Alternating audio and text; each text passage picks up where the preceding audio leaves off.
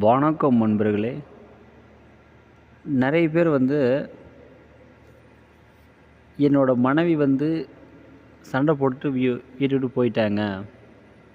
அவங்கள நான் எப்படி வசீகப்படுத்துறது? என்னோட காதலி விட்டுட்டு போயிட்டாங்க. அவங்கள எப்படி வசீகப்படுத்துறது? இதற்குண்டான முறையை சொல்லுங்கள். சில பேர் என்னோட கணவர் விட்டுட்டு போயிட்டாரு, அவங்கள வசீகப்படுத்தணும் அப்படின்னு சொல்லி நிறைய பேர் கேட்டிருந்தாங்க. இதற்கு அமாவாசை அல்லது ஞாயிற்றுக்கிழமை வளர்பிறையில்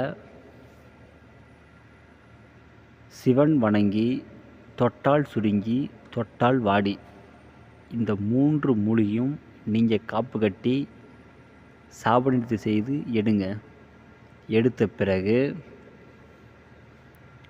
ஒரு சட்டியில் போட்டு நல்லா கருக்குங்க. பிறகு அதன் கூட புனுகு, ஜவ்வாது, கோரசனை சேர்த்து மை போல் அரைத்து ஒரு டப்பியில் வலிச்சு வச்சுக்கோங்க. பிறகு தலை வாழை இலை விரித்து அந்த மையை அதன் மீது வைத்து சகல படையிலும் பூ, பழம், தேங்காய், வெத்தலைப்பாக்கு சகல படையிலும் வைத்து கிழக்கு முகமாக அமர்ந்து விநாயகரை வணங்கிய பின்பு, உங்களுடைய குலதெய்வத்தை வணங்கிய பின்பு உங்களுடைய இஷ்ட தெய்வத்தை வணங்குங்க. பிறகு ஓம் நமோ பகவதி பாலமோகினி, இன்னார் மகள் இன்னார் எனக்கு வசி வசி, அல்லது இன்னார் மகன் இன்னார் எனக்கு வசி வசி, ஒரு நாளைக்கு 1008 உரு போடுங்க. இது போல் 3 நாள் ஜெபிங்க. ஜெபித்தால் அந்த மைக்கு உயிர் வந்துடும். பிறகு யாரை நீங்கள் விரும்புகிறீங்களோ அவங்களுக்கு இந்த மையை நீங்கள் லைட்டாக தடவினா போதும், உடனே உங்களுக்கு வசியமாயிருவாங்க.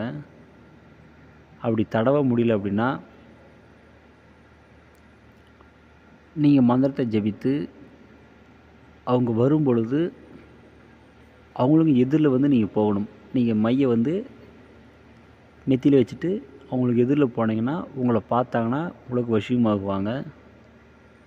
ஆனால் இது உண்மையான கணவன் மனைவி செய்யுங்க, காதலன் காதலி செய்யுங்க. தப்பான வழியில் நீங்கள் பயன்படுத்தினா இந்த மந்திரம் வேலை செய்யாது.